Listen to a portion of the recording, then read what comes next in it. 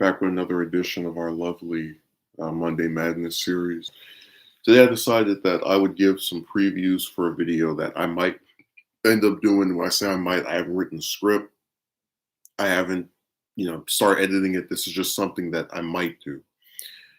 Now, one of my pet peeves with online people is that they like to run their mouths about things that don't matter in the context of any dialogue, things that I think are irrelevant, just stuff that I don't see a point to referencing, if you will.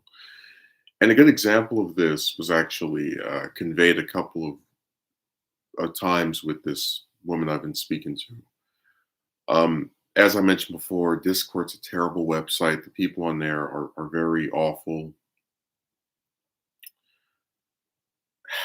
It's just really amazing how when I was a kid, not necessarily when I was a kid, but like I've told this anecdote before, where when I was in 12th grade, I had a teacher who said that, girls have their appearance talked about more than boys do, and right.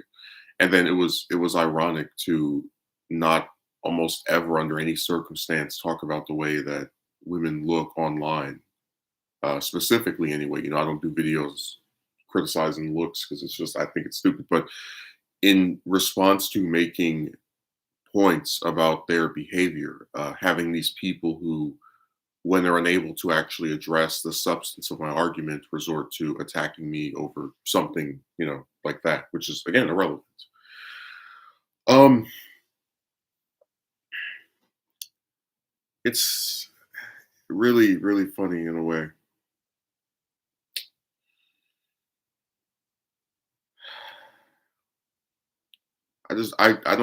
Still haven't decided if I actually want to make it or not.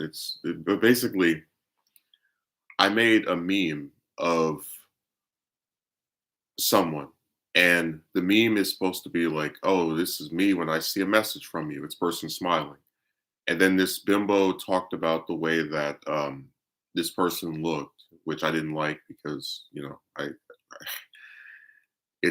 just think it's like what's the point of it? Now let me explain to you how stupid she is. In the same conversation, right? So this isn't like a couple of days apart or weeks apart. This is actually yesterday. She admitted she was criticizing this man's looks and then tried to play some weird, and you'll see it if I do a video about it and I show the screenshots. She tried to play some kind of weird thing where she was saying that supposedly by talking about his face that doesn't count as his appearance. So, she's not very bright. But one thing I thought was really interesting was that um, she admitted that she gets offended when women in general are criticized or generalized, which I think is really stupid because when people say things about men, if it doesn't adhere to something I do, I don't get offended. Um, I don't see a reason to get upset over stuff that I don't do being said about people who happen to have the same gender, whatever. I don't feel like this weird BS unity, right? But she says this maybe 2, 3 weeks ago, and I said to her, "Well, if you believe it's okay for you to get offended," so I made this point. I said, if she sent me a picture of herself, and I said that she looked weird, right, in response to getting this picture. Uh, she probably would not like that. She probably would take it as an insult. She probably would get offended. And this is something you can conclude. And she tries to say that, oh, she would not be upset if she was criticized, right? But I said to her, you can't tell me that you're the same person who gets upset. Not if you're criticized, if women in general are criticized or generalized. But we're supposed to believe that you, the same person who gets offended when people aren't even talking about you, just somebody that happens to be the same gender as you, would not be upset if someone said you looked weird if you sent them your picture. And also she tried to say, well, I don't know why you're getting so upset. It's not like you're him. I was like, yeah, but that's the point. You're allowed to get upset over other women being criticized, but then I'm not allowed to get upset when you criticize the way this man looks out of nowhere. I told her she sounded because I mentioned before to her, not to some really large extent, but just that I'm really sick of chicks. Like, just approaching them and trying to date all the like stupid stuff associated with them, right? Um, I told her she sounds just like a troll on my channel. You know, like she hides her face while talking about the way somebody else looks. Even if it's not me directly, but she, did this to this man. It's like you're literally one of them, it's a person who is so quickly willing to talk disparagingly about the way another person looks, but then they're hiding their face, which is what she does. Like she's such a coward. She won't. She in the server I'm in with her. She won't even go to the VC because she says she's shy. It's like, yeah, you're so shy to have a call with somebody, but when it comes to running your mouth about who's pretty and who isn't, and the other part of this, and I don't usually like to bring stuff up like this, but I only bring it up for the sake of getting you to, I guess, understand why a lot of just the way these people act is weird to me. She has a girlfriend, so she identifies as, well, I shouldn't even say that. I asked her point blank, do you identify as lesbian, right? So you're only interested in women. And then she said that she also finds men attractive. It's that same old, they don't want to like close the book or whatever on being interested in men as well. But it just seemed weird to me that a woman who's not apparently attracted to men is talking trash about the way. It's just like when I mentioned on the Christmas stream I did, that woman who was gay and was like trying to make some kind of joke about get B words or whatever. It's like, why does a gay woman care if I have a girlfriend? Just it's that weird like contradiction.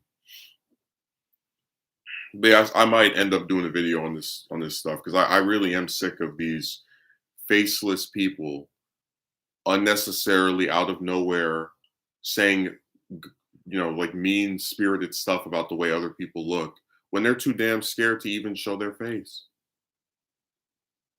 This is like a running gag I've seen online, and I'm just really tired. The difference between this and like just trolls is that I can't help it if like random people on the internet write weird stuff about the way I look or somebody else looks, but I definitely have control over whether I talk to someone that acts that way. So, since she's like refusing to just admit what she did was stupid, I'll probably just end up unfriending her. Not in the mood for I'm really I put up with a lot of stuff that people do, if they cancel calls on you, if they I guess trash or like say disparaging stuff about some show or movie you like. I'm not one of those people that treats this stuff so religiously. But I really like, one of my biggest annoyances with people online is when they out of nowhere talk trash about the way another person looks. Um and I always try to like give some kind of leeway. Like for example, if it was two men who thought some woman was hot and they're going, "Oh man, she looks so good," or then that makes sense to me as something that they would do. They talk about the way she looks, but it's not some disparaging thing.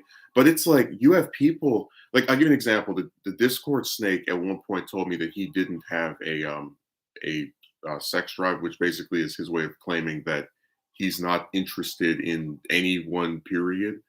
And he was talking trash about the way that I don't even want to go back into that scandal, but there were two voice actors that got caught up in something a few years ago, and he like was saying, "Oh, this one's ugly and this one's attractive, minus the age lines." Like, dude, come on, you're supposed to not even be interested in these people, and you're speaking like this. And he did the same thing she did, where hit his face, right?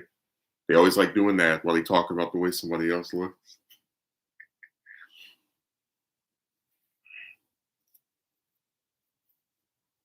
This is just a running gag of their behavior. It's really annoying. It's funny too because me and my best friend, we when we have conversations about chicks, very rarely do we. And I was kind of realizing this. We almost never talk about the way they look. Like that was something. I think it's because we both basically agreed on the sentiment that even if we don't think one is the most attractive, somebody else will, because chicks, they can look whatever way and get a man to be interested in them.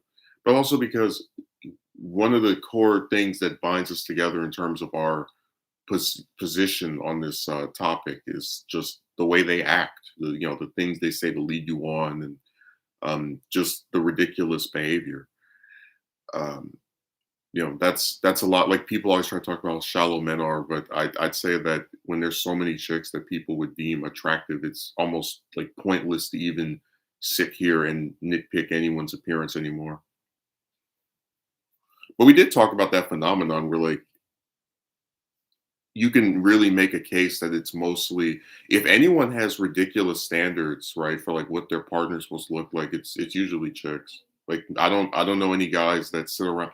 I have seen a couple online talk about like, oh, they don't want the woman to be taller, but I don't know any guys who are like, oh, this woman's only 5'3", she can't get a date for me, or she lives in an apartment, I'm not interested, or she's wearing a necklace. Just none of that stuff actually happens in real life.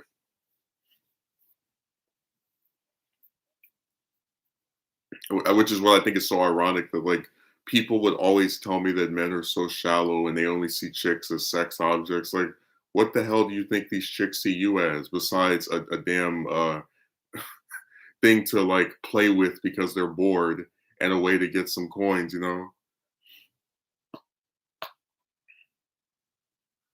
was just really comedic because a lot of the stuff they say about like I guess what really ended up happening was when I used to still listen to people about this, especially in real life, they always made chicks sound like these like darling angels who are only interested in someone for who they are as a person.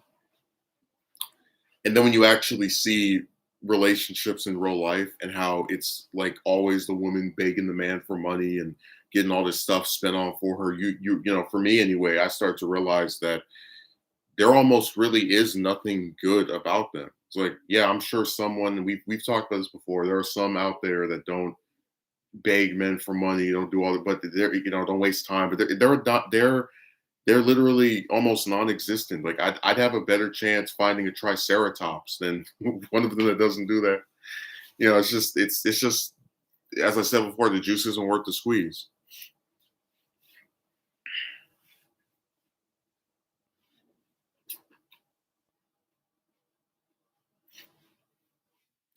I don't know. I just think it's really sad that people always have an excuse for why we should treat chicks good, but then no one ever sees. Because that was another point I was gonna make in the video, that when you have a woman who has her head so far shoved up this weird belief system that she should get offended or when other women are criticized or generalized, whatever, but then she can just out of the blue disparage the appearance of another man. It's like you don't see where that kind of makes you look like a prick. You do have a lot of weird people like that on Discord. I'll admit, where they have like they try to do like the "I'm the woman ally" thing, and it's to such an extent that they're like openly hypocritical about the way they treat men.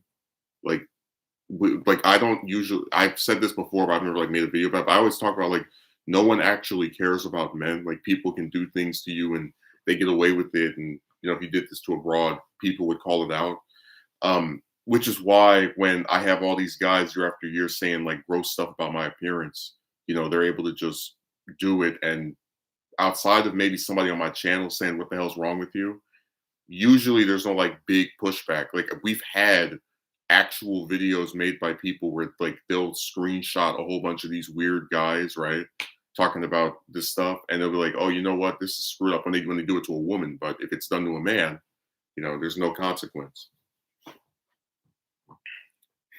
I just think it's so funny that she actively admits that she gets offended, like by chicks being criticized, like as if that like it's like she recognizes this is a stupid thing that she does, but doesn't want to change. Like you get how much of a personality defect that is. I'm going to get offended when people speak about people who are not me and only have the same genitalia as me.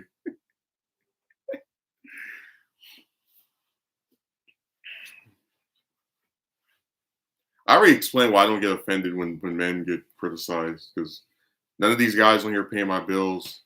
I don't barely talk to any of them except for like the same 4 or 5 people that show up on my stream. So it's there's like no reason for me to be so incentivized to, what do you call it, get upset over something being said about them.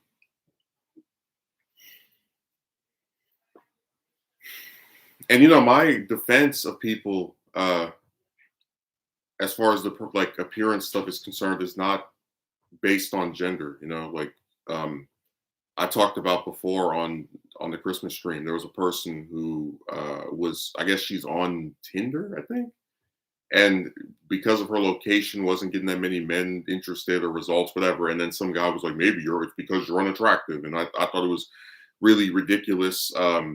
One, because that has nothing to do with what she was talking about. Two, because he's another one of these people that hides their face while they talk about the way somebody else looks. And the sad part is, I always try to give exceptions. Like, for example, when you have people going on somebody's video like, "Oh my god, this person is so hot," whatever. Like, at least then it's not done to be a prick. Um, I remember this one. Those are not real people who are going to come online and read me talk disparagingly about them.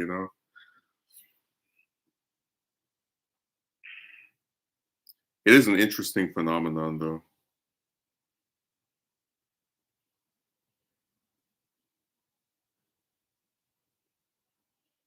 Yeah, I'm just really tired of this stupid lady. I'm really getting sick of them.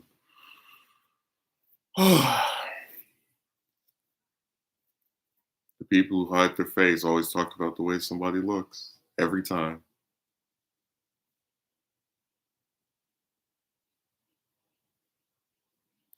Also, in the video, if I can remember, I'll show where I sent that same meme to like two other people, and they just like laughed or whatever. Like, it's supposed to be a positive thing where it's like someone smiling. It's like, oh, this is me when you send me a message. So it's also to like prove that that thing of like talking trash about the way someone like that's just a weird thing with her, pretty much.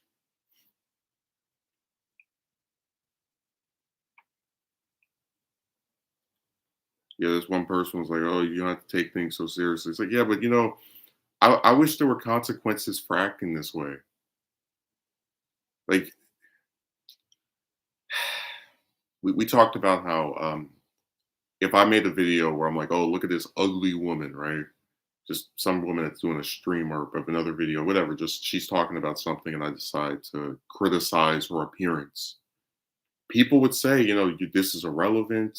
What is how is anyone benefited from you doing this video? Um, but for some reason, when chicks do this type of stuff to men, right? Even ones that there doesn't appear to be any rhyme or reason for doing this to, they don't get any consequence. Like, even if I just am just this one person online that just says, "All right, I'm done with you, goodbye," over this, that's at least a consequence of what she did.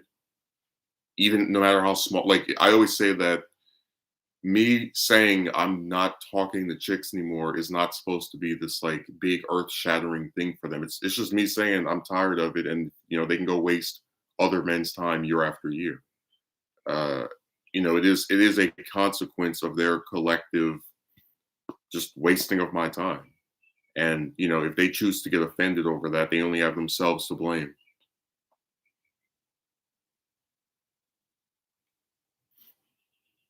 So yeah, none of this stuff is about like trying to prop myself up as being so important, but just merely giving some tiny, just I guess display of not being willing to put up with that, because this really is stupid behavior. Like, oh, I'm so shy to where I won't have a VC and I won't show what I look like, but I have no problem disparaging the way other people look.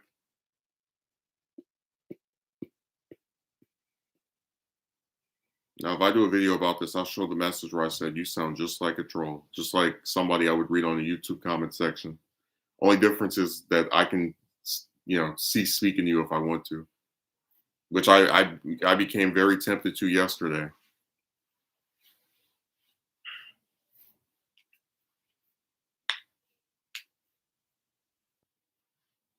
Why can't the same courtesy be applied to men? Well, Megumi, she's a hypocrite. She gets offended when chicks get criticized, right? but then she's like confused as to why I'm so offended by her talking disparagingly about the way another man looks out of nowhere, especially if, like I said,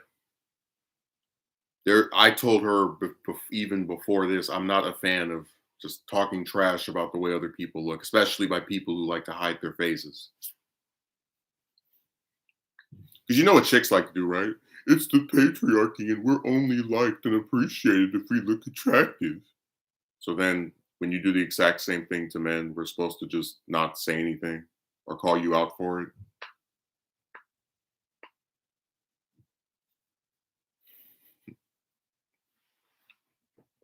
It's funny too because Megumi, I'm not gonna like say who it was, but the man that I use in the picture is actually worth more of a damn than literally 99% of the people on this site, Twitter, Piscord, and all the other ones combined.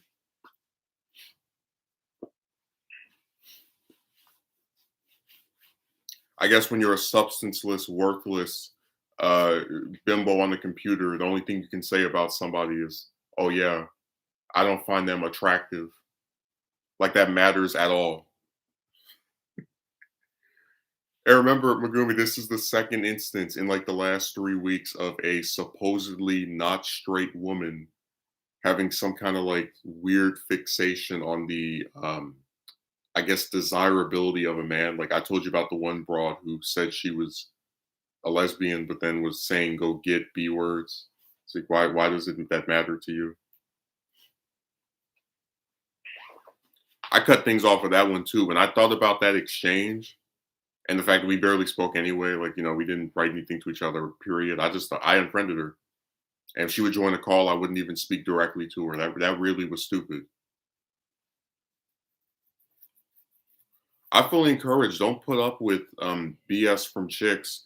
See, the thing is, a lot of times, if some chick is treating me like trash or doing something I really don't like, there's the incentive to put up with it is that they're maybe not directly saying something nasty about you, um, or they're possibly interested, whatever. But it's like on top of being chicks who are supposedly not interested in men, for you to say these types of things just makes it even more, yeah, bizarre. Yeah, it really is so bizarre the way how they carry themselves.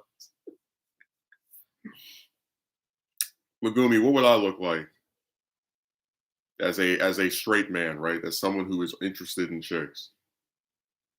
If I did a stream where I said, I think this man is prettier than this other man, you would say, well, why? What concern is it of yours as to whether or not this other man's more attractive than the next, right? See, that's why I said that's a weird thing. That's not consistent with someone who is straight. Like in real life, every time, like I've mentioned before, I've seen men talk about the way chicks look all the time. If they think they're attractive, that they're not, whatever. But the like thing of men sitting around and going, "I don't think you're hot," and like no, that never. The closest you would get to that is if they were being like rude to each other, and they're doing what's that thing called, the roasting, where they talk trash about, but they talk trash about everything. They start talking about like you live in this, you live in that, just outside of those very specific examples where they're just purposely being rude to each other, like for the sake of entertaining their friends. Almost never.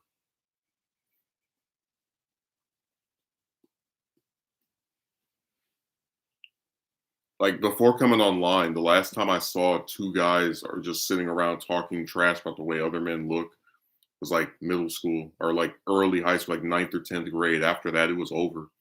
Exactly. That's why it's so strange and weird. If they are lesbian, what does it concern you how away a guy looks?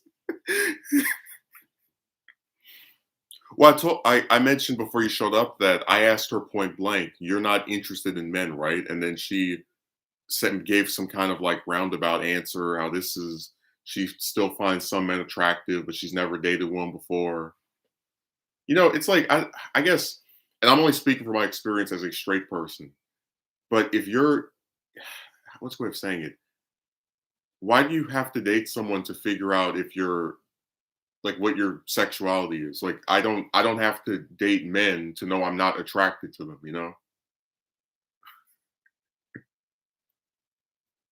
So it's just I don't understand these people. I told you that's like a thing that some of them like to do. Some of these and I don't like talking this way, but there are some chicks who I guess lean both ways or whatever, and they like to use their sexuality as an excuse to act like a dirtbag.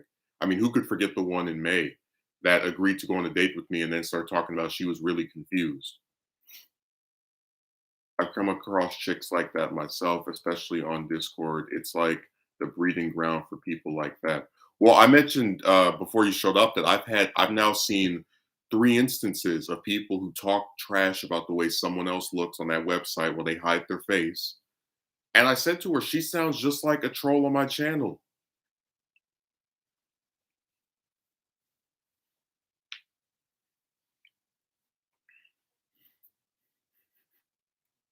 I just don't understand why it's so hard to like. I swear to you. Oh yeah, I've not forgotten, dude. She used that as a smokescreen on you. Yeah, that's just. But see, that's why I said I don't. I'm not homophobic, but I really think I'd be better off if the second I find out one of these chicks is bi or whatever, because even they don't know from what they claim. Just dip, because we've now seen at least 2 instances where one of them says or does something screwed up, and then they use their, I guess, the duality of who they're attracted to as like an excuse to get out of, something they said or did previously. Um, Another example of this would be the woman that was featured in the "Woman Tries to Control Me Fails Miserably" video. She identified as being, bi, and admitted to me, and I don't know if I still have the thing, but she admitted that she was more interested in chicks than men. So I was like, okay, then what is the point of us speaking? You see what I mean? Of how like they can't even make up their minds anymore, but they know to use their, I guess, confusion or the duplicity of their sexuality as like a way of treating you like trash or making it make sense as to why they have like some issue with being, you know what I'm saying? It's all so stupid. That's why I said if this is the best they can be, then what's the point?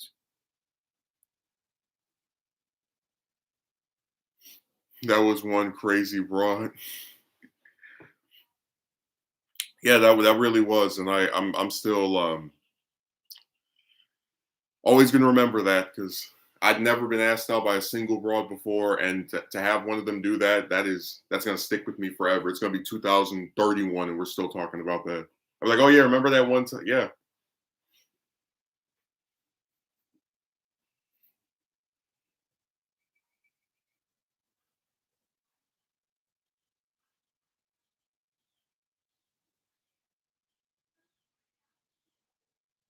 And then there are a plethora of guys getting mad at your choice regarding chicks. Well, I told you they want you to be the woman's slave. They want the man to just put up with this stuff forever. There can be no point of stopping, no fatigue. Chicks are just allowed to do whatever they want to you, and then you have to acquiesce to their petulance. That's why I said for the next romance video, I actually want to sketch a picture of me just hanging on the cross. It's like you get crucified for the decisions of these people, and you're expected to keep putting up with those decisions, no matter how negatively they affect you, or how antithetical to your well-being they are.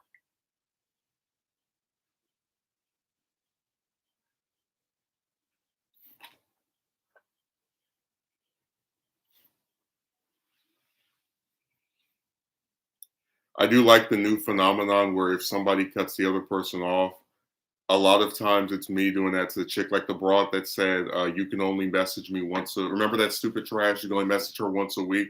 The second I finished reading, I was like, no, thank you."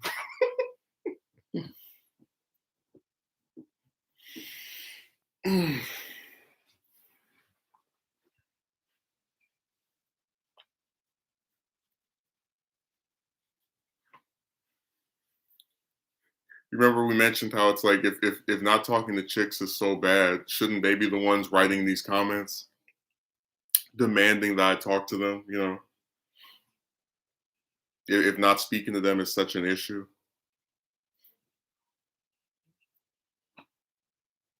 I swear I can count all the chicks that ever left a comment on any of this stuff on like one hand. Like they do not care.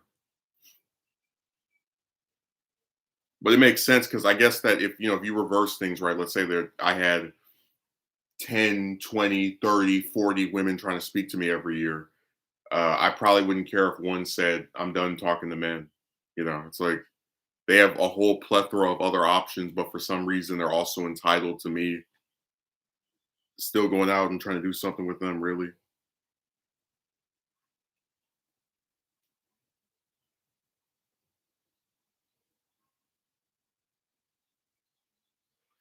They already have plenty of guys to speak to anyway, so yeah, no surprise.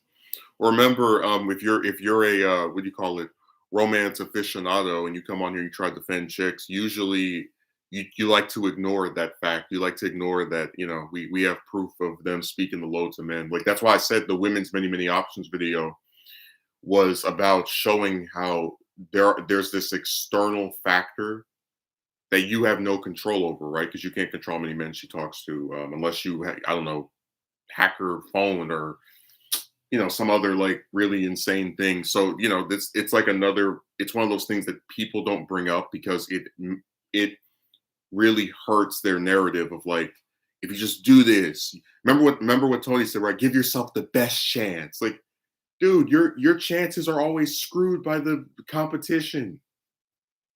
Like you have more people, like for example, if I wanted to run for office, right? A lot of times like maybe 2, 3, 4, 5, 10 at most. I'd have more people trying to get a date with this broad than trying to beat me for an actual office with power.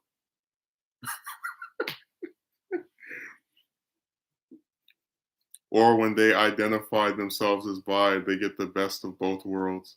Well, I don't. But see, that goes back to my thing of why I'm not really interested in talking to chicks anymore because there's always some weird surprise or like, and the issue with discussing the bisexuality thing is you have people who won't even listen to what you're saying and will just accuse you of having a problem with people who are gay, which we've mentioned here we don't repeatedly. But it's really just the fact that it's another excuse, which is why I told the one in May, if you're so interested in chicks, go speak to one of them. Like, don't waste my time.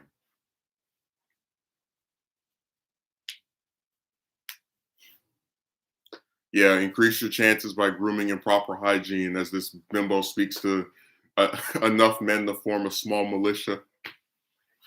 And it's like, they're so stupid. These guys, like, you really think, like, let's agree with their false premise that you're not groomed and have which is so dumb because they don't know when you bathe, they don't know what you whatever. Just but let's assume that the person they're telling this to doesn't have proper hygiene, and he gets it to talk to this chick. You really think out of the all the men she's also speaking to that none of them have this, that he's actually, and that's why it's a false premise because what they're telling you to do, they have no way of knowing that these other men that like they don't count it. They that's why I said it's always your fault because they always try to limit it to stuff you've done specifically. They never like to throw in these external factors like how many other men is she talking to? Um, is she even straight? Which is another thing that you gotta now factor in. Like, I definitely understand the frustration with all this. It is another excuse they can use. They can just use to get out of a situation they may agree to.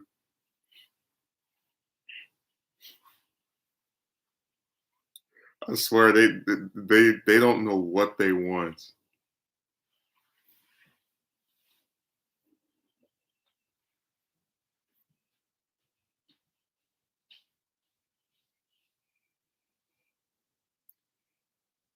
Like that one chick I was talking to that on Piscord that has Tinder. It's like you sit here and you say you want, and it's just whatever. But it's like I don't understand how anyone who is serious about wanting a romantic partner would use that stupid website. Like it's just a weird matchmaking system with a bunch of egotistical, gross people on there. That's why I deleted it after a week. So to know that someone is supposedly very serious about it's just like what a joke, you know? I just think all those dating sites are stupid, but whatever. It's just it's always more comedic when it's a chick using it because you remember they're supposed to be so knowledgeable about who's good and who isn't. But yeah, then why are you on there?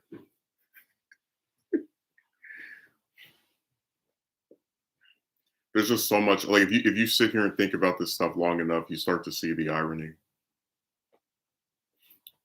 Do you remember the trash that they wrote where they said, "Oh, you have to focus on yourself, and uh, you know, you shouldn't be so obsessed with getting a date." It's like, well, if you believe I'm obsessed with getting a date because I do at most 2 hours of a stream talking about this once every 7 days, what do you call the broad who's literally on Tinder every day, swiping right and left on all these different men? You know, like what? How do you quantify that?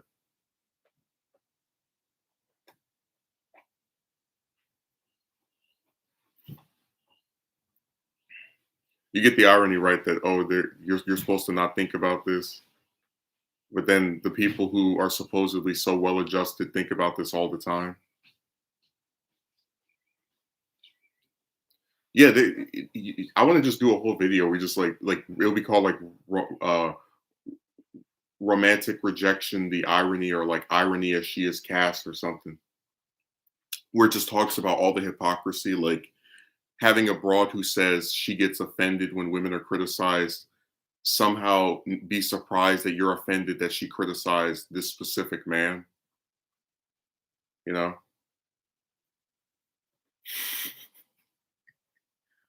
Dude, I couldn't do that at all. Imagine like getting angry every time somebody said something about men in general. Like you'd have 900 flame where it's like she really admits it.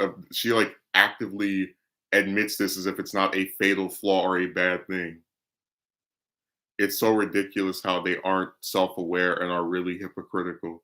Well, she was self-aware of being like of how of being offended, but she still is hypocritical because, like I said, you can't get offended when chicks get criticized for whatever, but then try to like criticize men and then be surprised when another man is like, "What's wrong with you?"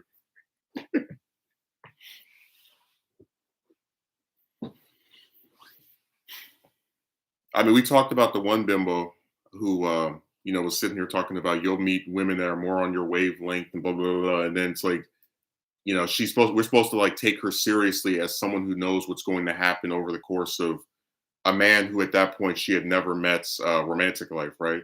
But then this same bimbo is in her 30s and is going on a site like Tinder to find some banana. It's like so if you've had these amazing, great romantic relationships, right, with men, right? Why are you on that website looking for banana? Shouldn't you be married? Shouldn't you have a boyfriend? You know, like what but see, that's why I told you every time they say things and they try to give you this advice, their own life contradicts it. How about instead of being offended, you should be questioning whether they're right or not in your own mind?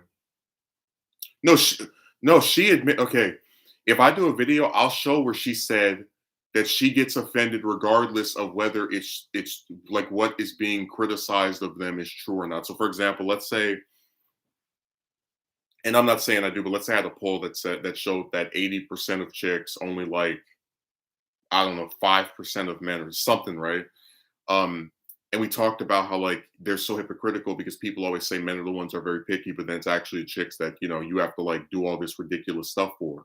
She would get offended by something like that, even if it's true, and even if it's not about her anyway, because she's not even supposed to be interested in men to begin with. Because I assume you'll get a lot more heat criticizing a woman in any way than if you did it to. Well, I already said nobody cares about men.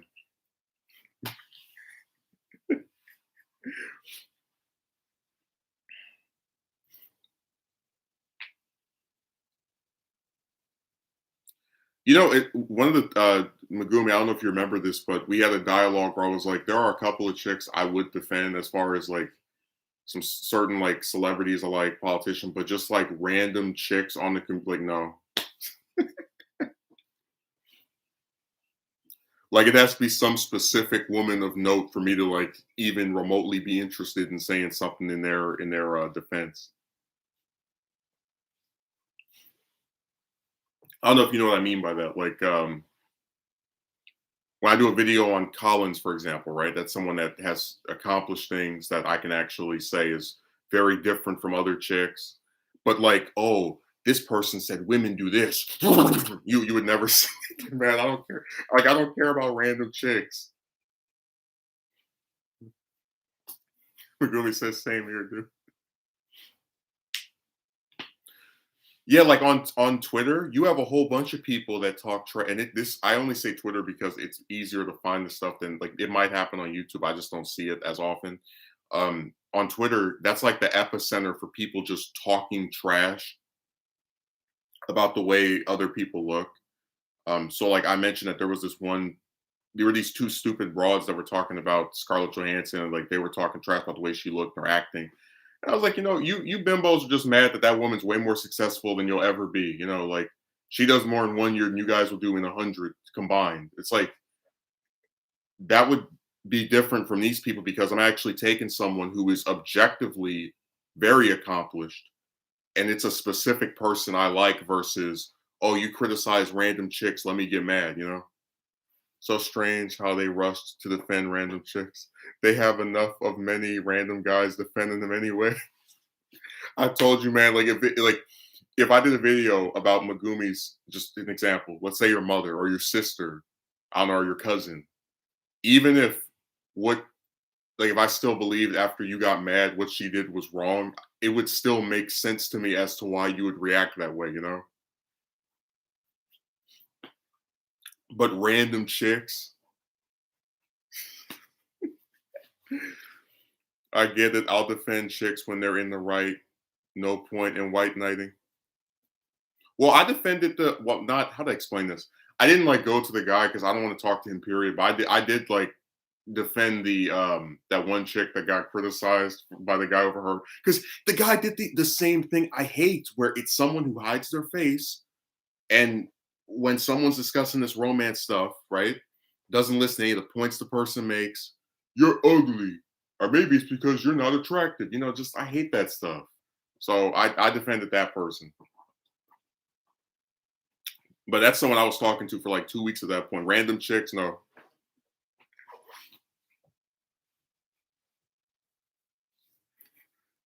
It's not like you're just saying she is better than those two chicks according to her looks. No, she is objectively more accomplished than the majority of women. Like she is, it's not even a competition. Just like with Zoe Saldana, she's been in the two highest grossing movies of all time, Endgame and Avatar. So if somebody's talking about her acting or the way she looks, I just, I don't want to say turn the other cheek, but I roll my eyes and laugh because just how pointless it all is, how much she's accomplished, and it doesn't even like matter. Like this random person is insignificant by comparison.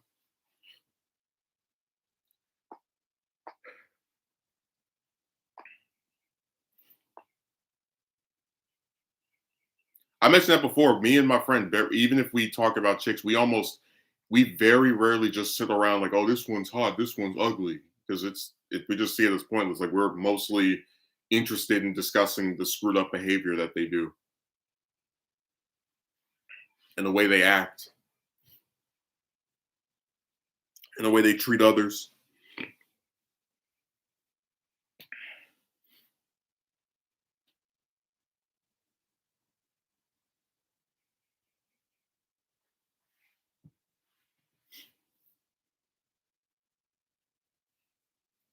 Hey, remember when that I word Goku guy was like, I hope your brother is not as negative about chicks as you or doesn't become as negative. It's some kind of like weird thing. And it was funny because I never even like try to encourage him to think chicks are a waste. Like I don't sit here and worry about other people's love lives, whatever. And it was funny because he's just like on this website talking to some girl, and then out of nowhere she blocks him. And it was funny because like that's literally the textbook example of the type of stuff that just gets you to be like, if just over time collectively, that's the kind of stuff that gets you to be tired of them. Like I didn't even have to do anything. I just let him speak to chicks for a year, two, three, and he'll understand my point. Even if he still wants to go out and talk to him, which I don't, whatever. He'll get what I'm saying. Because my best friend, he reached the conclusion that he reached without ever seeing a single video I made. Like he just went out and spoke to chick, got the same result year after, and just got sick of it. Like nobody wants to put up with that stuff. When you don't offer an incentive for men doing all of this extraneous stuff, because people like say, "Oh, you're just approaching," but approaching is extraneous when you have to keep doing it over and over and over and over, and talking to some of these chicks for an excess of weeks or months. You just get tired of it. Yeah, that was insane when I watched the stream and heard that. Too bad majority of these people can't look at things at an objective view. Oh, they never do that. Like that's why I don't really care too much to talk about appearance because like let's pretend I do a video. This woman is so ugly. You know it's going to be in the comment section, right? No wonder you don't have a woman. You only think about the way they look. Or you have some other person. Man, you out of your damn mind. She's so hot. So what's the point? Like you're just opening yourself up to more ridiculous stuff being said by these people, and you making a point or an opinion, like something you can't objectively prove. Like I can objectively prove that one of them backflipped or changed their mind of the blue based off of screenshots, recordings, whatever. But I can't make an objective case for why this broad is unattractive because as long as beauty is in the eye of the beholder, you'll always have some man that finds her attractive regardless. So it's like, there's no point. It takes experiences to come up with these conclusions. Dudes aren't going to listen to whatever issues you have with women if they want to go out and approach. I mean, I guess, but it's all the more creepy when you realize that the majority of the opposition is done by people who should have no vested interest in, like, if you get to the point where you're typing paragraphs about the love life of a man you've never met, something's wrong with that.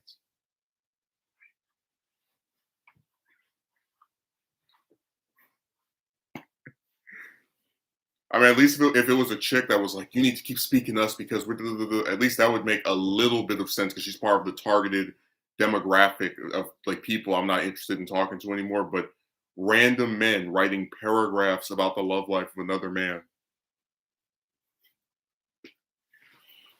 Remember, it's never the other way around. You don't see me going, you better not go out and approach those. I don't care.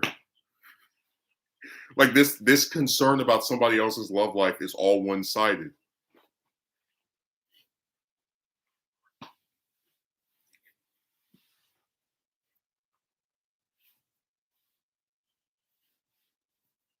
So that's why this whole thing is really creepy. That it's a bunch of men that are worried about something that has nothing to do with them, or that should have nothing to do with them. They try to insert themselves.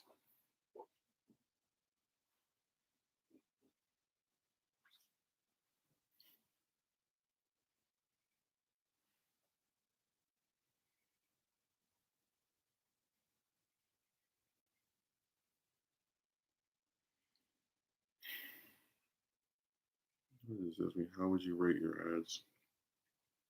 I remember back. It must have been maybe 10 years ago. I don't know when it started, but I remember when ads on this website were like maybe a minute long, 2 minutes long. Like now I'm seeing whole TV episodes and podcast episodes as advertisements, and a lot of times the ad's actually longer than the video that it's on. I wouldn't be surprised if they actually find you attractive just by the amount of things they say regarding your love life and try to change your mind or position on this topic. I said that like you could equate what I did to that broad in the woman we call like woman tries controlling fails miserably video with what they do to me. But the difference is I told her the only reason I care about your love life is because I'm romantically interested in you. Other than that, it wouldn't, if whatever. But with them, they want you to believe that they're straight They're not into men, right? But then they're like writing all this stuff about this stuff. Like at least with me, I had a clear, defined, honest motive, you know?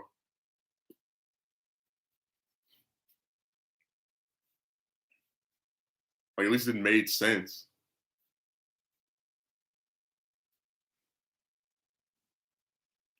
I tell you that the more you think about this chick stuff, the more it'll just like drive you crazy. Like, oh yeah, let me do the woman thing. I want you to keep talking to women. I'm not interested in you myself, but I want you to keep talking to them.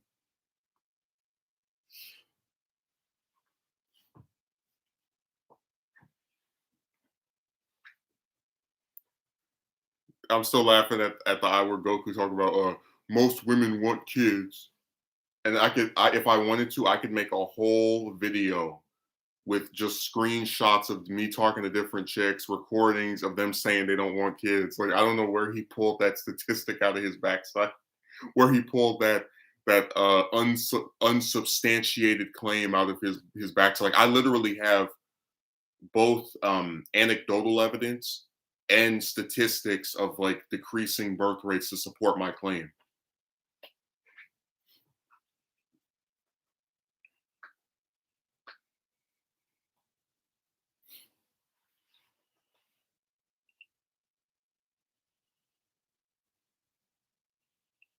Oh, Megumi, have you seen No Way Home yet or no?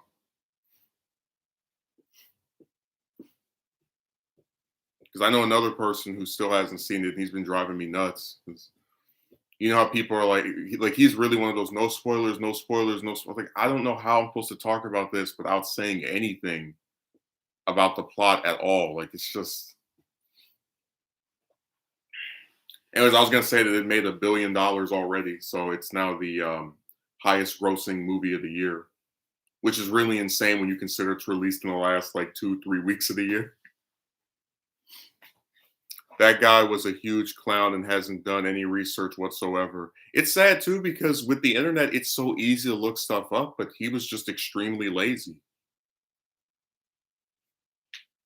Like I used to believe a lot of this stuff and then spoil it anyway if you want. Well, this is someone I talk to directly, so I'm trying really hard not to like have an issue with them, and I don't want to be a prick. Like I've actually been in servers, like the one I mentioned a couple of days ago, where someone came in there and like started spamming the spoilers, and I by that point I already seen the movie, whatever. But it was just like, man, you guys are really just disgusting people. Like I don't care about spoilers myself because I went and read the plot summary the day it came out. But I don't like that people who don't want to not know what's in something can't just watch it themselves. Why do we have to have these random individuals?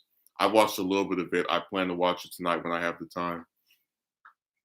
I told that guy if another week goes by and you still haven't seen this movie, I'm sending you the link to the bootleg. You can watch that instead.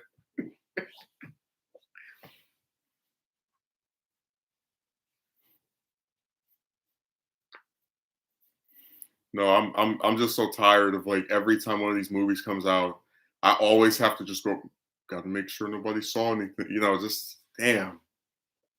That's one of the things I like about Dragon Ball. Like at least when you discuss the story for that, outside of like arguably like all the fans already know everything happened in it anyway. So I don't have to worry about, well, I hope someone doesn't come on here and find out for the first time that Vegeta died. It's like just it's so much easier when you talk about something that's old or that I guess is like well known, whatever, because then you don't have to play this game. I really don't mind at all. Well, I didn't want to hamper anyone's enjoyment. I get blamed for enough stuff that's not my fault. No, you should have seen that guy spammed the spoiler like the three. I guess the what could be considered like the 3, 4 biggest spoilers in it just in that server just on repeat. I'm like, you guys have 20 mods. Why can't somebody ban this person? Stuff like that is just so obnoxious.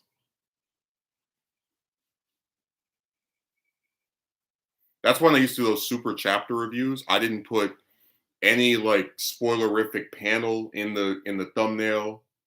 Really wouldn't even put the thumbnail as any panel from that manga anyway. But it's like a purposeful attempt to not ruin it for someone else that wants to experience it for themselves. That's why I said people online are just really inconsiderate.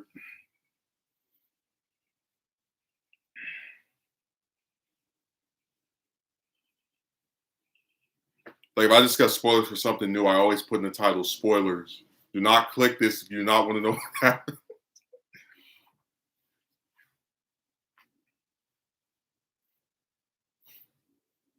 Yeah, it's sad.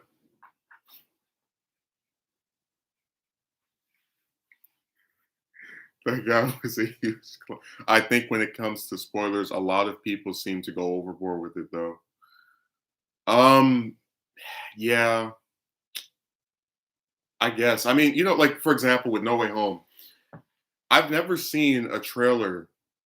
Okay, so the Infinity War trailer had Hulk in Wakanda. He wasn't actually in Wakanda in the movie, but I've never seen a trailer where they're so desperate to not reveal the two major actors that most people apparently want to see back in the movie that they edit them out of one of the fights of the like final battle that's in the last act of the movie. They edit them out of it, so you see Lizard lunging forward and then he's getting smacked in the face by some like invisible enemy. Like it's so weird. I've heard some throw death threats to people who may spoil something. Oh yeah, that's insane. They're even worse than the person spoiling it.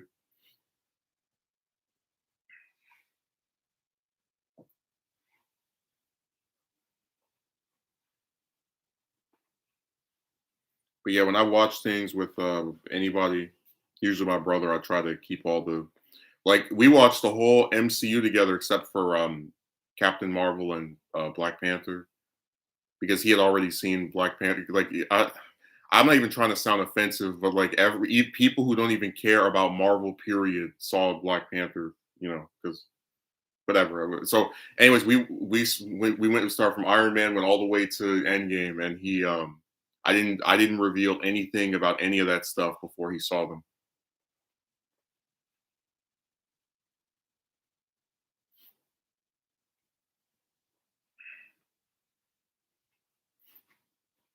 So, I try to avoid spoiling stuff because I always imagine like what would I like it if this is my first time seeing something and people just reveal it all for me.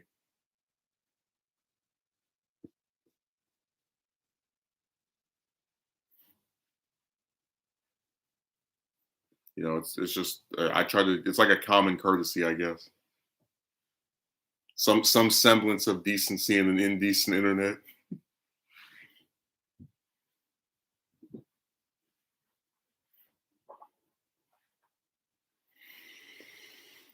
People make death threats over anything,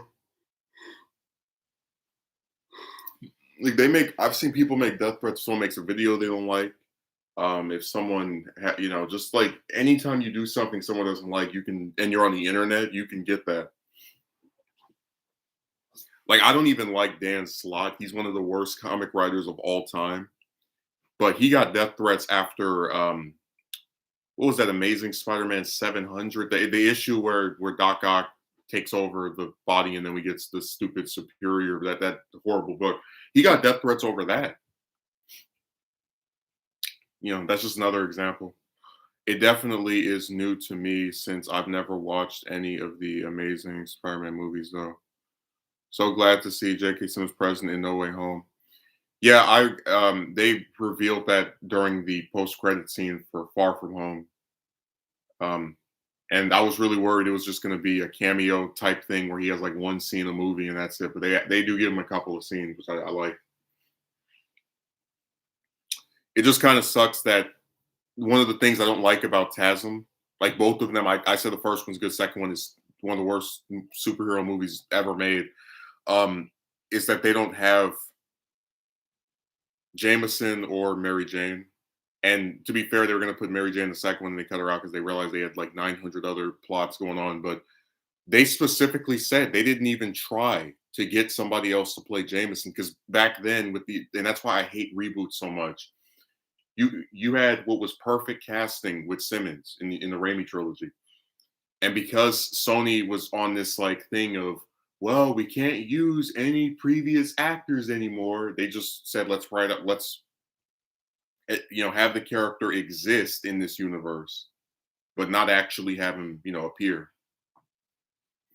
So I said Simmons should have been in all of those. He should be like the one actor that's in like six, seven, eight of these, like just all of them together. Just because you reboot the continuity doesn't mean we have to get rid of every single actor, like especially in an era where you have de-aging technology where you can make somebody look the way they did 10, 20, 30 years ago. That would be so cool if like the one constant, like the one thing connecting all those movies is that like one actor. Like he's like to the Spider-Man movies what Pat Hingle and Michael Gall were to the like Burton Schumacher movies, where even though the main protagonist got, I guess, replaced or recasted, they always like stick with those same one or two other people for each one. That would been really cool. I think it was a real mistake to cut Jameson out of TASM, and that's one of the reasons that iteration is probably my. I'm not really that big a fan of it. I think the first one's good, except for two things: that costume and Lizard looking like a Goomba, but and his plan. And the second one is.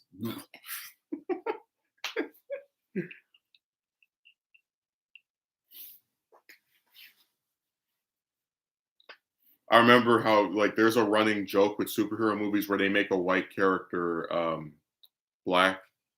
And I remember when they were like, "Oh, Electro's going to be played by Jamie Foxx." Like, why is it that? Because this is before the movie came out, and then I saw it later. It's like, why is it that the one out of these two movies, the one major black character is this like mentally disturbed guy that thinks Spider-Man is his best friend and lives with him in his apartment, and then gets these powers and is now this blue angry person. Like what?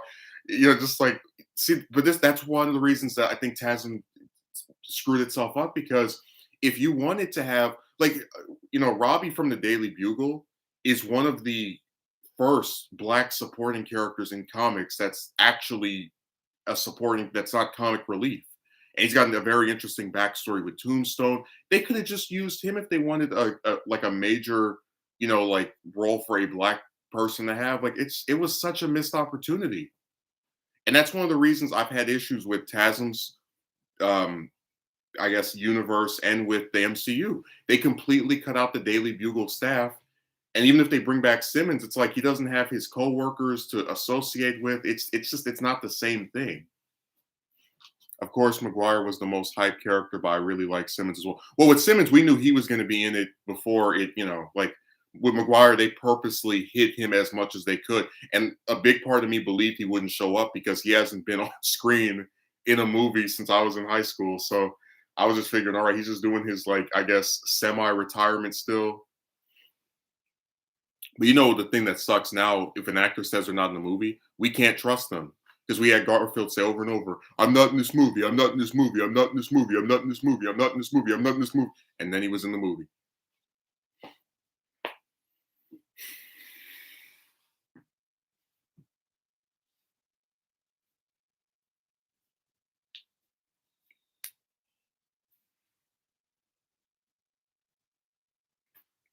Somebody was saying this might make a 2 billion. It might, if it's made this much in 12 days.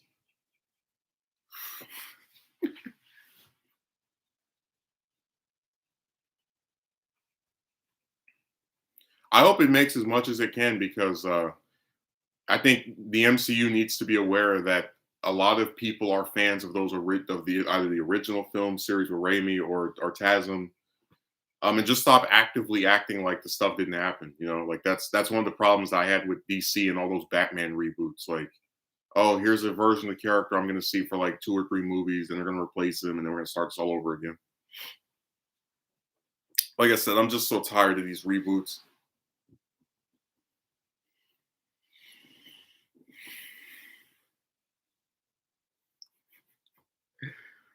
I wish you could have seen my brother when he was watching the movie. He was like, "Oh my god, it's the Peter from the first dimension," like referring to the Raimi version. Far too many reboots. Megumi, we had 3 Batman 3 Batmans, if you will, in 10 years. Because 2012 last time we saw um damn I'm blanking on his name. And I feel very horrible for that, but that's last time we got the Nolan trilogy's version, right? Christian Bale. I don't know what was wrong in my mind right there. I feel very bad.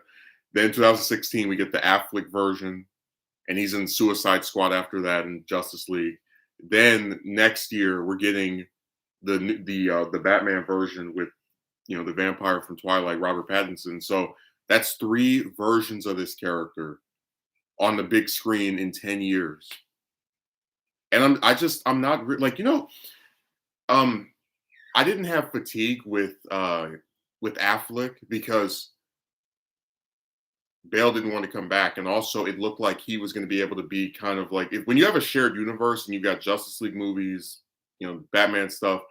That was someone who could have played that character 8, 9, 10 times if they actually were trying to like do with him what Marvel did with their main protagonist, if you will. So that wasn't just going to be another and reboot 3 movies later. With Pattinson though, it looks like it's going to be that way, and I'm not excited. I'm not excited for Black Commissioner Gordon. I'm not excited for Black Catwoman. Just like I'm really sick of starting over every couple of years. It's annoying. We get another Matrix movie after 20 years, and now people are saying it is trash. Why am I? I mean, this is the era of everything is not as good as its predecessor. But there are people who said the sequels to the first Matrix were bad too. So I don't know what they want.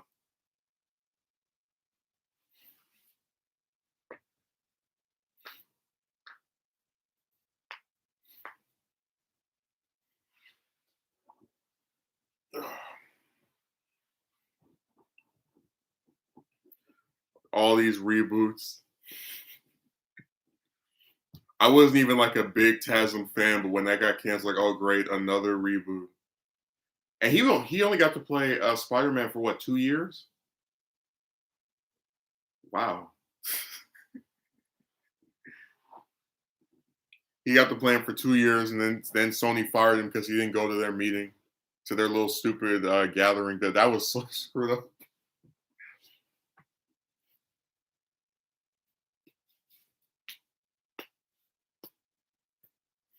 I told you the MCU it's a really bizarre just universe, man. And I'm so tired of reboots. Like now, because of Sony agreeing to this stuff with him and the MCU, we're getting this weird Spider-Man list uh universe that like a Venom and Venom 2 and Morbius and Craven. I'm like, can we just whatever.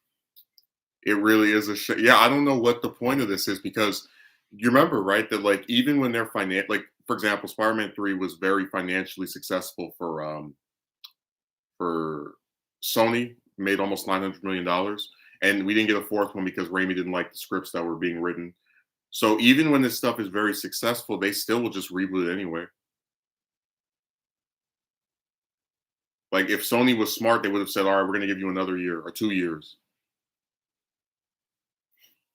but they're not. So they didn't bother.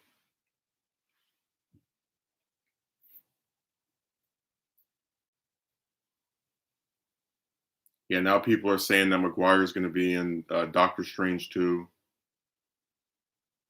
And a couple of months ago, I would have said, "Yeah, ha ha ha." But I mean, if we're in the era where people can film whole scenes and all this stuff without even any proof that they're in it, then there's a good chance that might be the case.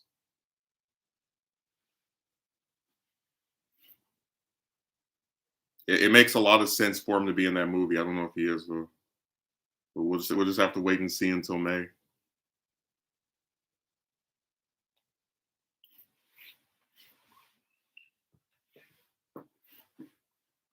We get another Matrix movie after 20 years.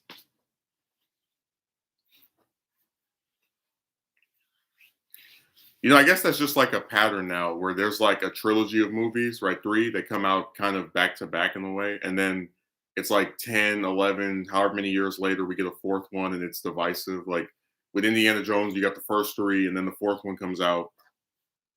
Some people like it, some people don't. Now there's a fifth one coming. With Scream, you get a trilogy right back in the 90s.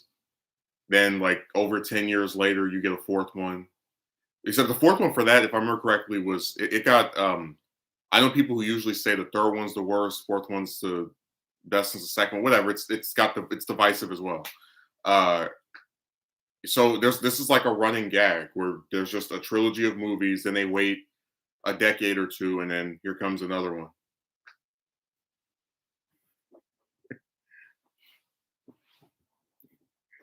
I'm so tired of trilogies. I want those to die out.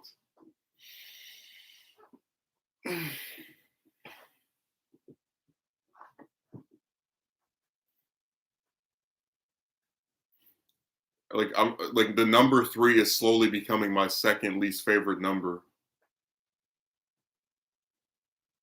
I don't know what the obsession with three is. I really don't.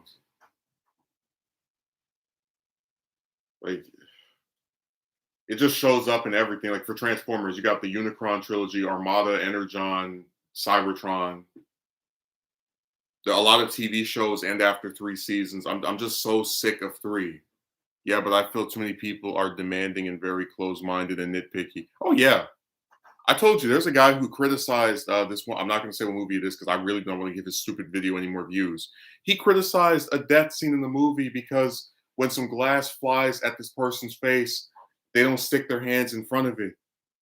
It's like, I can completely believe that if someone's very quickly has glass coming at them, they might be so scared by that they don't put their. But even if I said, okay, maybe it would make more sense to put their hands up, it's too much of a nitpick for me to actually dislike the movie over. It's a very quick scene that's in there for less than a minute, and it gets the job done of killing this person off. And I don't care enough about something some detail like that to take points away. Hey, we need to keep the trilogy going, keep the status quo. I'm so tired of trilogies. Like every time I see number three, like I'll go watch Thor 4, Love and Thunder, just because I'm sick of three.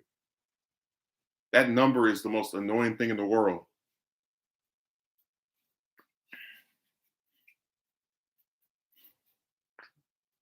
Because you know what it is, right? Like when people people always say that like stuff gets stale, but if you keep making everything a trilogy, right?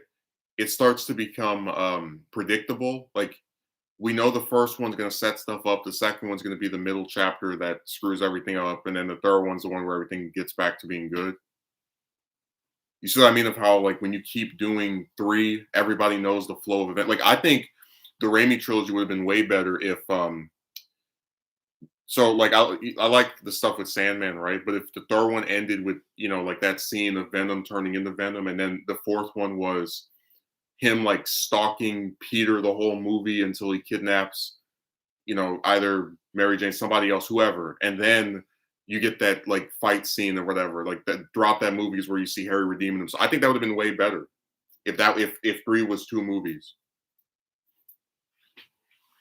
And then they ended it on that. I was like, oh yay, no stupid rushed ideas because we have to squeeze everything into one movie. At least with Into the Spider Verse, they came out and said we can't do this in one movie. We have to do two. Yeah, that's insane. I mean, hey, welcome to Hollywood.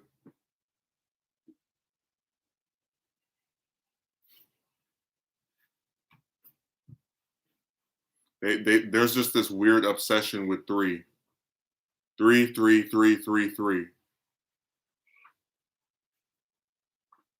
Like if I ever did a movie series, let's say I'm a writer or like I don't know someone who's in charge of this stuff, I would say if the first one does good, we'll do a second one. If the second one does good, we'll do two more. I would go out of my way to make sure it's all anything I do always ends at least two or four.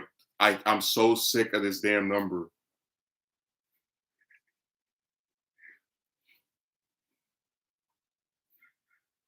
So tired of trilogies. The most overused, overrated number I've ever seen is three. Three, three, three, three, three.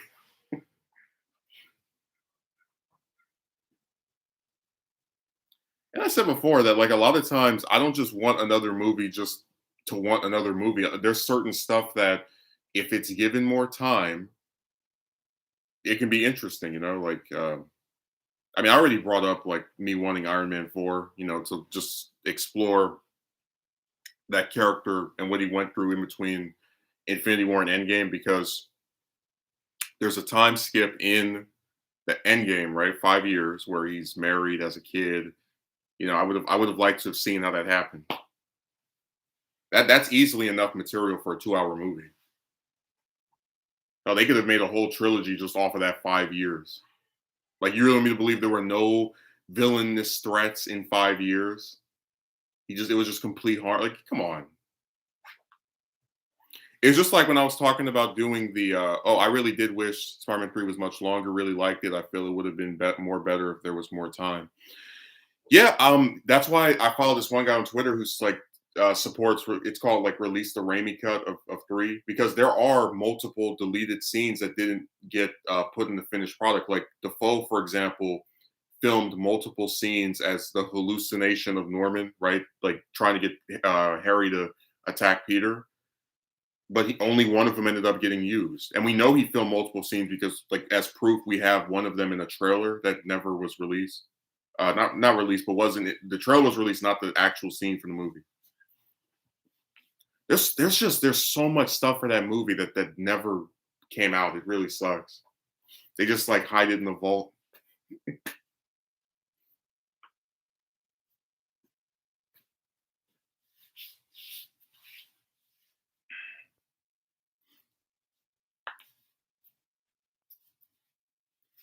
But I think there's a really solid case to be made that three probably would have worked better if it was 4 hours. If it was like two movies, like three and four was three basically.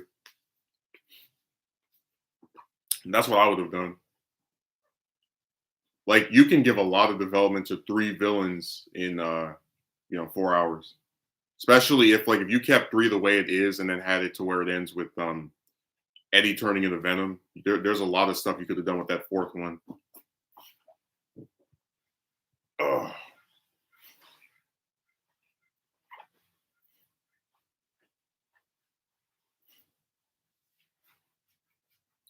But I tell you, there's a lot of movies that have a bunch of deleted scenes that never even get released.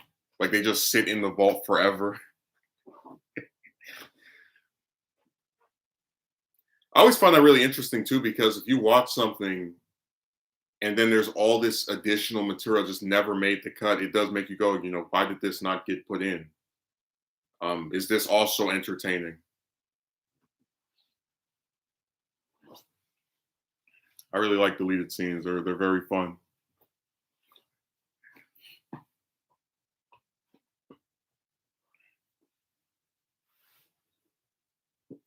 But yeah, with that new Batman movie, it's really sucks to not be excited for it at all.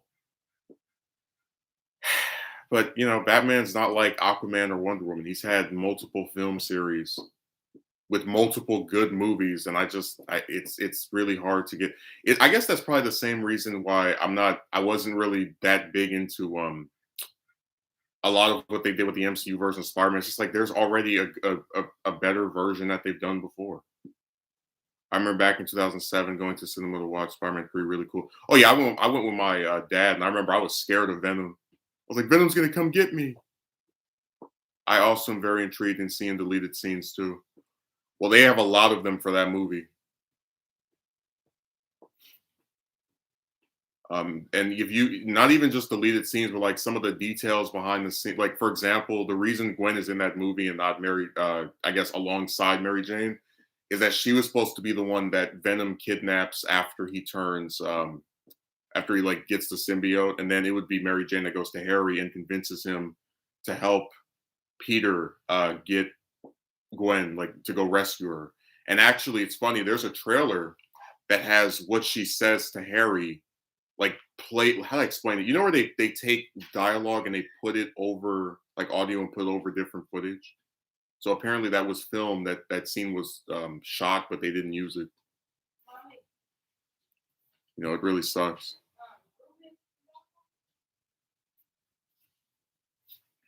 I think that would have been way better to just like I just you know that she was the damsel in distress for the first two, so it would have been nice to mix things up a little bit.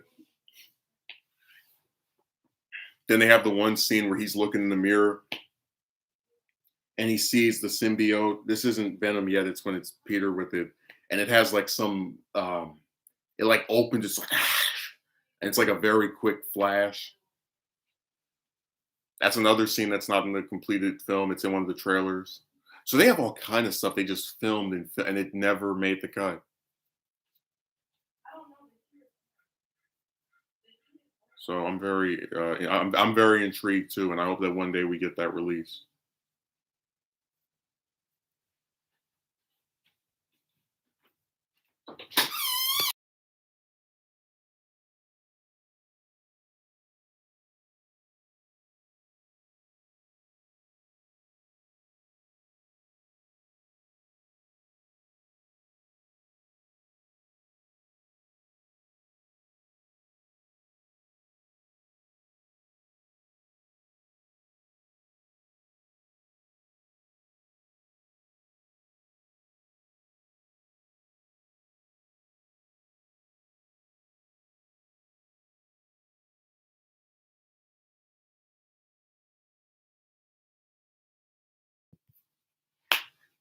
Makes you wonder why they. Oh, okay.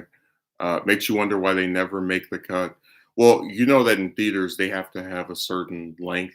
So, for example, while people were raving about the 4 hour Snyder cut, we were never going to get that in theaters. One, because a lot of that footage was shot after it was approved to come out, and because theaters try to have movies that aren't 4 hours long, because the longer a movie is, the less amount of times people can see it, which hurts the overall revenue of both the film and the theater itself.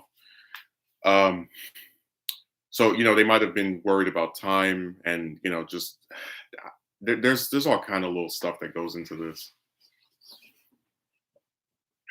But you do see how when you have a film like Endgame, which is 3 hours long, make what was it, $2 billion, they might be more susceptible to putting stuff out that's longer now than they were back then.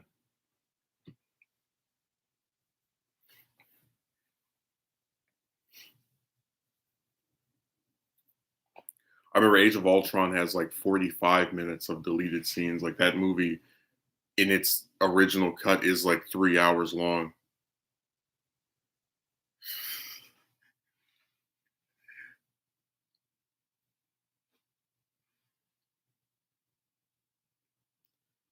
I don't know. I hope that from now on we get more stuff released, like the full cut of it. You know, because if it's on a streaming service where someone is just like at home, they don't have to watch it all at once. They can just pause it and come back later.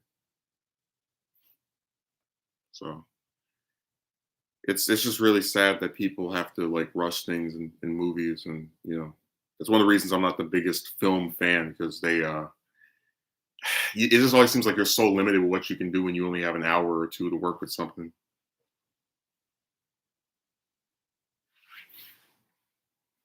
I remember I saw this one guy say that Batman Returns has too many characters. I'm like, what are you talking about? You have Batman, Alfred, Catwoman, Penguin, whatever that other guy's name is, the Christopher Walken character, his son. It's like that movie doesn't even. I don't even think that movie has 10 named characters or more than like 5 lines. Like he, yeah, damn mind.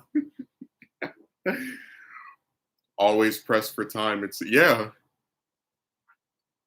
The only time a movie can really like develop everybody's if it has some extremely small cast, like maybe like 5 or 6 characters. Because there are underdeveloped characters in pretty much every. I don't want to say every film, but how to explain it? Like in Return of the Jedi, at the start of the movie when they go to Jabba the Hutt's like palace to look for Han's, you know, carbonite form, whatever. Um, you have all these different bounty hunters who either have no lines or they're all in this group shot, and they're literally there just so they can make toys of them and like give them more to do. It's just like with Boba Fett, where that's a character who is in a couple of scenes of Empire Strikes Back and like the beginning of Return of the Jedi, and then he just is there pretty much to sell toys. Always pressed for time. Yeah. You get the idea that they like certain stuff is there for a reason, but it also is there to not get developed.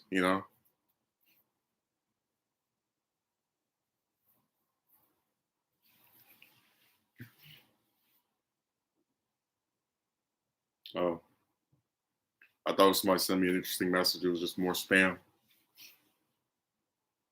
I was like, oh, I wonder who it is, and then it's trash. No, every time you go and you look at a lot of these films that have like merchandise, like they'll have certain stuff that's specifically there just to sell things. Like apparently one of the motivations behind putting Venom in Spider-Man 3 was Avi Arad knowing that Venom sells toys, and he did.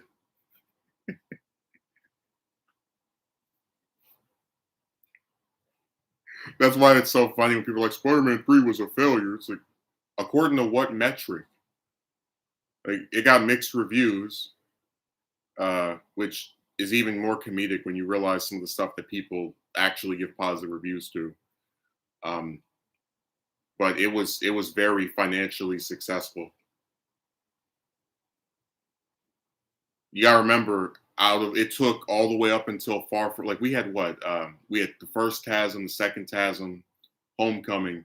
It took them 4 attempts after that to do as well as the third one did from the Raimi trilogy, with Far From Home finally being the one to make more than that.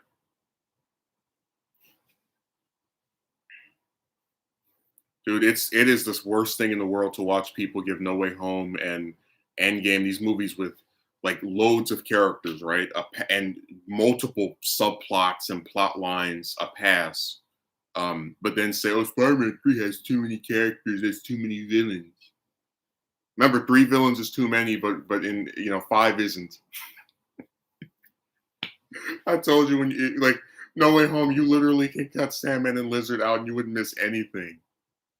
And in Endgame, not only does that movie have more like if you just count the heroes, like you have to throw in the villains, but it also has way more subplots because with each Avenger that survives like for the 5 years, whatever, they all have like some different character arc, if you will, that I explain it, that happened off screen. It was like a major thing for them. Like, oh look, Tony finally got with Pepper. It just happened off screen. And they had a kid, which also happened off screen. And they stopped living in the city and moved to a cabin. It just also happened off screen.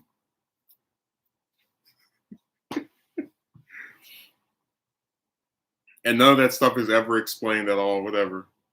Oh, look, Black Widow became the leader of the Avengers. That happened off screen. Oh, look, Hawkeye became Ronin and goes around killing evil drug dealers because he feels like his family got robbed, being taken away, even though they were good people and people like this are still alive. That's a very interesting character arc. Too bad it happened off screen. Oh, look, Hulk finally stopped going insane and actually is in control of his Hulk side too. That's something that we've seen since the first Avengers. Too bad that plot conclusion, that character arc conclusion happened off screen. Oh, look, Captain America decided that he doesn't have to always go around being a soldier. Too bad that realization happened off screen.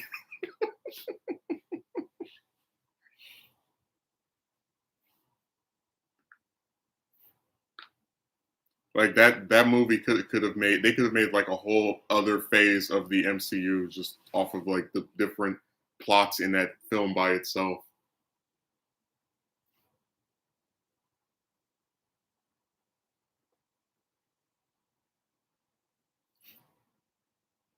Yeah, it really starts getting ridiculous. But dude, like compare that to Spider-Man 3. Like in Spider-Man 3 you have Sandman and like wanting to get still money for his daughter's operation. The stuff with Venom, which is tied to the stuff with Peter, so it's not really like a separate plot. Mary Jane like being unsuccessful, Harry wanting revenge. That's at most like what, 4 plots? Maybe 5 if you want to count, but like it still isn't as many as in Endgame and definitely No Way Home. But that's why I said every time I see people who criticize that film for being overstuffed and then they give these other ones passes, it really is just recency bias.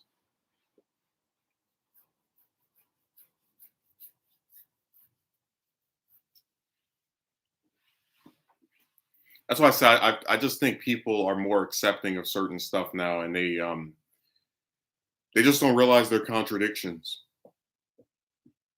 Like both No Way Home and Endgame have more characters than Spider-Man 3, but Spider-Man 3 is the only one with mixed reviews. The other two get all this glowing praise and people saying how great it is, which they have a right to do. But it's like you can make the same criticism and they just give it a pass to these other ones. Yeah, they just exaggerate when it comes to Spider-Man 3. So yeah, overall very biased against it. And it's not even me trying to like because I hate doing it. It's like, oh, this one movie's like this. Like, no, but it has this same problem. And I know it does when I'm able to take not even all the characters in that movie, right? Some of them, and just lay out here are all these different plots, right? That are independent to each character by themselves, that all happen off screen, don't get resolved, you know, barely developed. Because remember, people said at the end of Spider-Man 2, Harry's like, I can't kill Peter, he's my best friend, and sorry, Spider-Man 3 is trying to kill him. You could have done a whole movie in between 2 and 3 that shows, how he went from being very reluctant to doing this to now embracing this dark side of himself. Um, but like someone could say that that's something that was developed off screen, but that's one plot. All these other ones that are in Endgame get a complete pass. And remember, I just mentioned to you what happens with the core 6 Avengers. If we start talking about, like, for example, Wakanda not having anyone, no one that's there to be on the throne is actually there anymore because both T'Challa and his sister get snapped away. We'd be here all day if we just sat here and like went through each admittedly interesting but sadly underdeveloped plot idea that's in that movie by itself. They could have done a whole Wakanda movie just like about keep like who's going to be what the chain of command is over there for 5 years. That could be a trilogy by itself.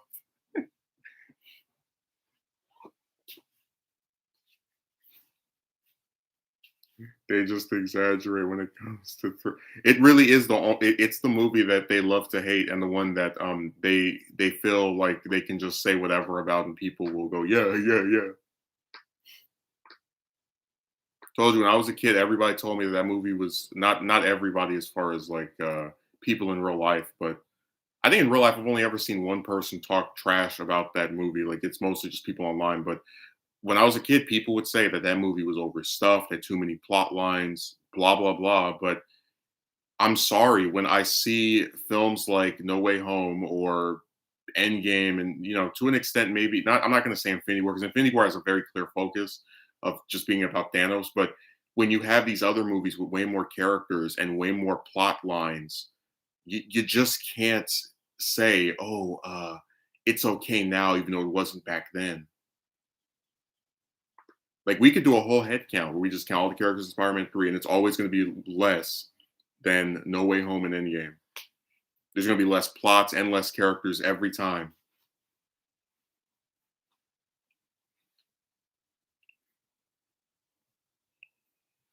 It's just really sad. They pick one movie to like hold to this standard, right? And then the other ones they just give them a pass.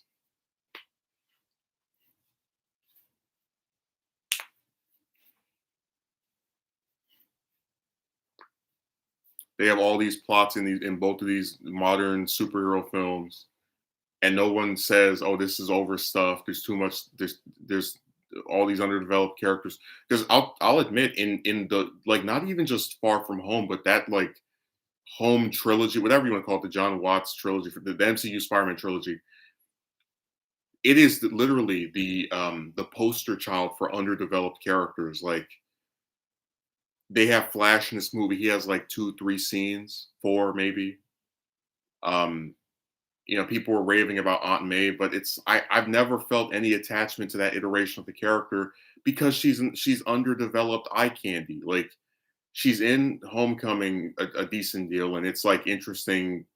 Peter being worried about her finding out his identity, and then she finds out, and like, oh, cool. For Far From Home, they're gonna like give her a character arc where she has to like overcome her selfishness of wanting to protect her, basically her son, and let him go out. And it's like, nope, they just skipped over it. See, the Aunt May in the Raimi trilogy, if you killed her off or, did something to her, I'd actually care because in the first one, she has the arc of losing her husband, right? And then the second one, she has to forgive Peter over his complicity in what happened. She actually, again, has a character arc because she goes from being someone that doesn't like Spider-Man to liking him after he saves her. It's like that's a very multi-layered character, and she's not even the main protagonist. And she gets more development in those two movies than pretty much anybody from this trilogy, other than arguably MCU Peter.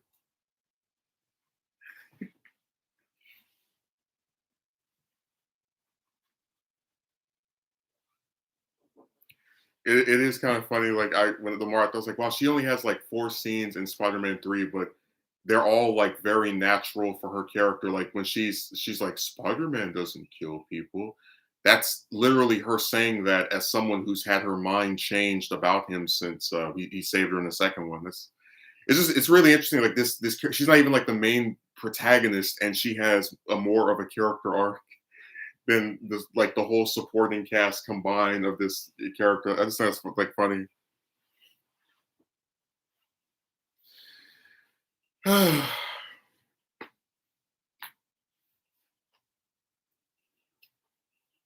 Spider-Man 3 has too many characters.